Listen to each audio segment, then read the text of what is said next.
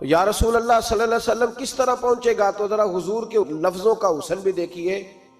نبی پاک صلی اللہ علیہ وسلم نے فرمایا جس طرح موت تمہیں ڈھونڈ لیتی ہے نا کہ تم کہاں موجود ہو، جب وقت آتا ہے تو انسان پاکستان میں ہو تب بھی آ جاتا ہے، جدہ میں ہو تب بھی آ جاتا ہے، مکہ میں ہو یا مدینہ طیبہ میں، وقت پھر بھی آ جاتا ہے۔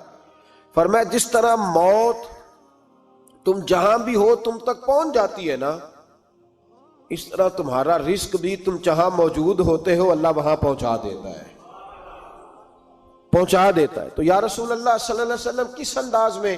تو فرمایا نکل جانا تمہاری ذمہ داری ہے۔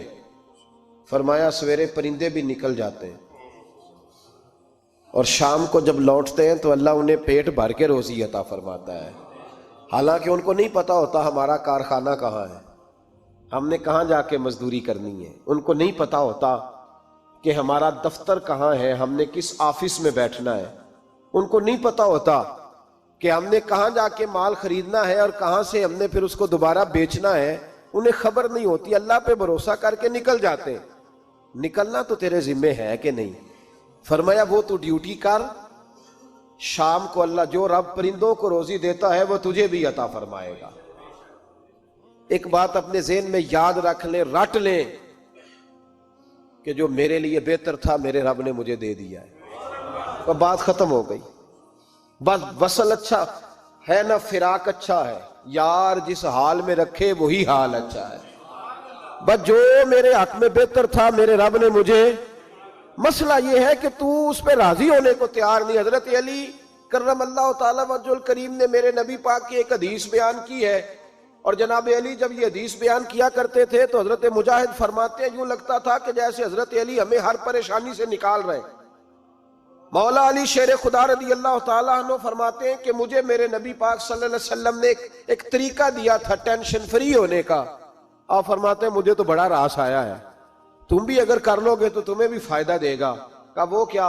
تو حضرت علی کہنے لگے محبوب علیہ السلام نے فرمایا تھا لوگو تم اللہ کے دیے ہوئے تھوڑے رزق پہ راضی ہو جاؤ، وہ تمہاری تھوڑی عبادت سے تم سے راضی ہو جایا کرے گا۔ بس تم 2 نفل بھی پڑھو گے تو اللہ راضی ہو جائے گا، تم 1 رکوع بھی سویرے اٹھ کے پڑھو گے تو وہ راضی ہو جائے گا، وہ تمہارے 313 درود شریف سے راضی ہو جائے گا، تم اس کے دیے ہوئے تھوڑے رزق سے راضی ہو جاؤ۔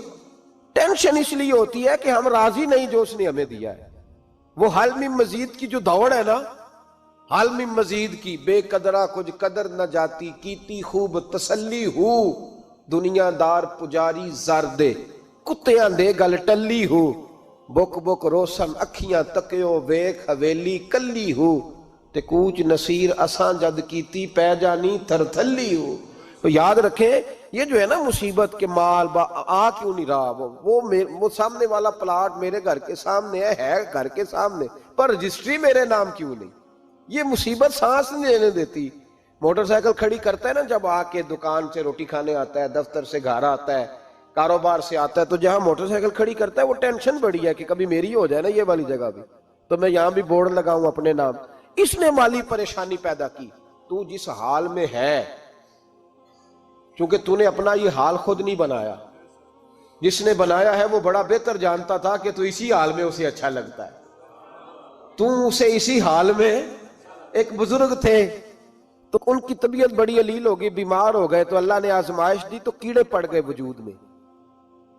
ایک کیڑا یہاں سے کھا رہا تھا، اللہ والے بڑے راضی رہتے ہیں اس کی رضا پہ، تو کیڑا یہاں کھا رہا تھا تو نیچے گر گیا، تو بابا جی نے اٹھا کے پھر وہاں رکھ لیا، کہنے لگے جب اس نے تیری ڈیوٹی مجھے کھانے کی لگائی ہے تو میں اس بات پہ راضی ہوں، تو نیچے کیوں گرتا ہے؟ بس ٹھیک ہے کھا، جب اس نے تجھے ڈیوٹی جو تیری لگائی ہے۔ سالبہ بن عبد الرحمن ایک صحابی تھے، سالبہ غالباً، نبی پاک صلی اللہ علیہ وسلم کی خدمت میں آئے، کہنے لگے یا رسول اللہ صلی اللہ علیہ وسلم غربت بڑی ہے، میرے لیے دعا کریں اللہ زیادہ مال دے۔ تو محبوب صلی اللہ علیہ وسلم نے فرمایا تو جس حال میں اچھا ہے وہ تیرے لیے بہتر ہے، جس میں تو ہے وہی حال تیرے لیے، فرمایا تو جس حال میں ہے نا وہ حال تیرے لیے بہتر ہے، اسی میں رہ۔ کہ نہیں حضور دعا کرے، فرمایا سالبہ تو باز آ جا، حضور دعا کرے، فرمایا تو باز آ جا، 2-3 دفعہ کہا، ضد کی، محبوب نے فرمایا جا پھر اللہ تجھے زیادہ پیسے دے گا۔ چند بکریاں خریدی، اتنی برکت ہوئی کہ بکریوں کے ریوڑ بن گئے. پھر کچھ بکریاں بیچ کے گائے خرید لی، ان کے بھی ریوڑ ہو گئے. پھر کچھ اونٹ اونٹنیاں لے لی، ریوڑ ہی ریوڑ. پہلے 5 وقت مسجد میں آتے تھے، اب فجر اور عشاء رہ گئی. پھر مال زیادہ ہوا تو مدینے شہر میں کوئی جگہ ہی نہیں، مدینے سے باہر حویلی خریدی، پھر جمعہ ہی رہ گیا. جمعے کے جمعے آتے.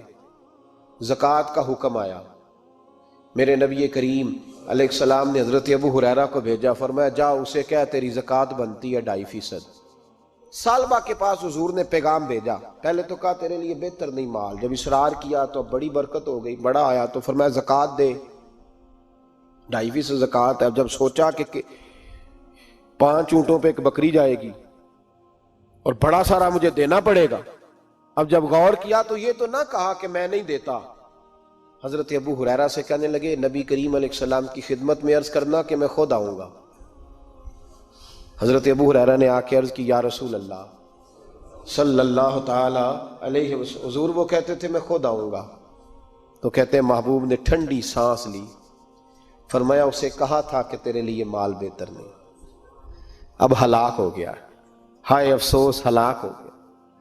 ان کو بھی تھوڑی دیر کے بعد احساس ہوا کہ یہ میں نے کیا کیا، نبی پاک کوئی کہہ دیا نہیں ہے، حضور کو کہہ دیا بعد میں آؤں گا. اب دوڑے آئے، عرض کی حضور میں سارا کچھ لے کے آیا ہوں، قبول کر لیں. محبوب نے فرمایا گویا بلال حبشی کی خشک کھجور بھی قبول ہے، اور صہیب رومی ایک اٹی بان کی لائے تو وہ بھی قبول ہے، اور عمار بن یاسر اور مصعب بن عمیر اگر 2 دینار دے جائیں اور کوئی پرانا جوڑا کسی سپاہی کے لیے چھوڑ جائے تو وہ بھی قبول ہے. لیکن تو اپنا لاکھوں لے کے چلا جا، تیرا کوئی نہیں قبول. معاف کر دیں. فرمایا جا معاف کیا، پر پیسے لے کے نہ آنا. اگلے سال پھر آئے، بندے ہوئے ہاتھ ہیں.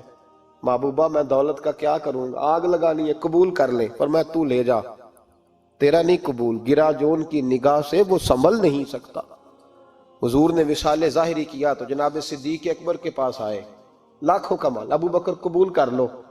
تو جناب صدیق اکبر کہنے لگے اس کا کر لوں جس کا نبی نے نہیں کیا، چل جا، کوئی نہیں چاہیے. حضرت عمر کے زمانے میں قحط پڑ گیا، بارشیں نہیں ہوتی، غلہ نہیں ملتا، حالات خراب ہے، مالی طور پہ بحران آ گیا، غربتیں، مجبوریاں، تکلیفیں. آ کے روئے، عمر میرا قبول کر لو، مجھے معافی تو مل گئی تھی نا. فرمایا معافی اپنی جگہ پہ، پر جس کا مصطفیٰ نے قبول نہیں کیا. بہت سارے لوگوں کو پتہ ہی نہیں کہ ان کا قبول ہی نہیں ہوا، اور وہ الجھے ہوئے، انہیں خبر ہی نہیں کہ اصل بات کیا ہے. فرمایا جس کا مصطفیٰ کریم نے قبول نہیں کیا، اب ہیرے اور جواہرات بھی لے کے آئے تو بھوکے مریں گے، پر اس کا قبول. اس بات پہ راضی رہو جس حال میں اللہ نے رکھا ہوا، اس حال میں راضی رہو. یہ جو مصیبت ہے نا دیکھنی کہ وہ بھی میرے پاس، تمہیں کیا پتا، کبھی پوچھ تو صحیح اس سے وہ کس مصیبت کا شکار ہے جو مالی طور پہ بڑا امیر ہے. تو اس کی طرف دیکھ کے اپنا دل برا کرتا ہے. بس جس حال میں رب نے رکھا ہے اس حال میں رہ. حضرت عثمان غنی کے زمانے میں تو وہ وصال کر گئے، لیکن بھائی تو جس حال میں تیرا رب تجھے رکھتا ہے اس حال میں رہ، تیری مالی پریشانیاں ختم ہو جائیں گی. اور پھر مالی پریشانیوں کے کچھ اور اسباب بھی ہیں. امام شافعی فرماتے ہیں جن گھروں میں لوگ فجر کی نماز کے وقت سوئے ہوتے ہیں ان گھروں میں رزق نہیں آتا. آپ فرماتے ہیں فجر کا وقت اللہ کے دینے کا وقت ہے، اس وقت اللہ بانٹتا ہے. حضور صلی اللہ علیہ وسلم کا فرمان ہے نا حدیث میں کہ تہجد کے وقت اللہ پہلے آسمان پہ نزول جلال فرماتا ہے جو اس کی شان کے لائق ہے تہجد کے وقت، اور وہ کہتا ہے مانگو میں تمہیں عطا کروں گا. لینے کی باری آئے تو بندہ سمیٹ سماٹ کے اندر گھس جائے. ہمارے ہاں یہ ہوتا ہے کہ عشاء کے بعد بچے بیٹھتے ہیں موبائل لے کے، تہجد کا وقت آتا ہے تو ان کی آنکھیں بند ہونی شروع ہوتی. تو لینے کے وقت تو سویا تھا، تیرا مسئلہ کیسے حل ہوگا؟ بھائی جب کوئی آدمی خیرات بانٹ رہا ہو تو جو پیالہ پیچھے کر لے اسے ملے گا؟ کہتے اس وقت آنا جب میں بانٹ رہا تھا، اب تو کدھر آ گیا ہے؟ مثال دے رہا ہوں. تو فجر کا وقت مانگنے کا ہے، تو ساری رات تو گزر گئی گیمیں کھیلتے، ٹی وی دیکھتے، اور جو لینے کا وقت تھا تو سو گیا، تو کیسے آئے گا تیرے پاس؟ تو اٹھے سویرے، بندوں سے مانگ کے دیکھ لیا، بڑی عزتیں خراب ہوئی. فجر کا وقت اٹھ کے جھولی پھیلائیں، میرے رسول پاک علیہ السلام فرماتے ہیں، رب فرماتے ہیں جب بندے میرے آگے جھولی پھیلاتے ہیں مجھے شرم آتی ہے، کیسے خالی واپس کر دوں؟ تو اس کے سامنے جھولی پھیلائیں سویرے اٹھ کے، رزق میں برکت ہوگی۔ اور پھر ایک اور بات، پانچویں بات، رزق میں تنگی اس وقت ہوتی ہے جب ہم مال غلط جگہ پہ خرچ کرتے ہیں۔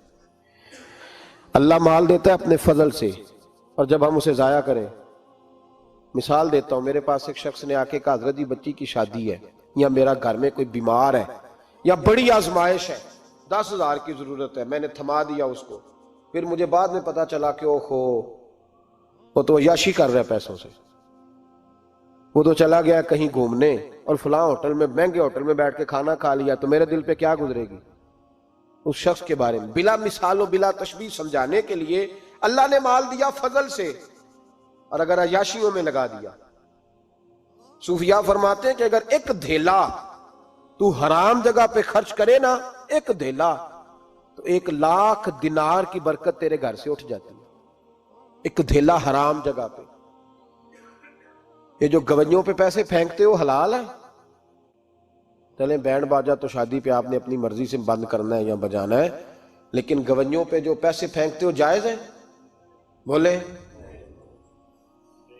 تو وہ پھر کہتے روتے ہیں بعد میں لوگ کہ پتہ نہیں کیا ہوا، شادی کے بعد پیچھے پیچھے آئے۔ تو میں نے کہا شادی کے بعد اس لیے پیچھے پیچھے ہاتھ ہو گیا کہ شرابیں بڑی پی گئی، شادی پہ تباہی بڑی اتری، تو پھر اللہ کی رحمت ناراض ہو گئی۔ اور اس پر میں قرآن مجید کی آیت پڑھتا ہوں، رب فرماتا ہے وَمَنْ أَعْرَضَ عَنْ ذِكْرِي فَإِنَّ لَهُ مَعِيشَةً ضَنْكًا، بڑی سخت آیت، وَمَنْ أَعْرَضَ عَنْ ذِكْرِي، فرمایا جب تو میرے تذکرے سے، میرے ذکر سے منہ پھیر لیتا ہے، فَإِنَّ لَهُ مَعِيشَةً ضَنْكًا، تو میں تیری معیشت کو، تیرے رزق کو تنگ کر دیتا ہوں، کہ تیری زندگانی تنگ ہوتی، اور جس کی زندگی اللہ تنگ کرے اس کی کوئی کھول سکتا ہے؟ کہتے ہیں بڑی جگہوں پہ گیا ہوں، بڑی پھوکے مروائی، بڑے دم کرائے، حالات صحیح نہیں ہوتے، تو مسجد آ کے توبہ کر۔ وہ کہہ رہا فَإِنَّ لَهُ مَعِيشَةً ضَنْكًا، اعلان ہے قرآن پاک کا کہ جب تو میرے ذکر سے منہ پھیرے گا، روٹی میری کھائے اور پیسے لے کے عیاشی کرے، مسجد آئی نہ۔ حکم تو یہ ہے کہ جتنی جتنی نعمت بڑھتی جائے سجدے بڑھنے چاہیے،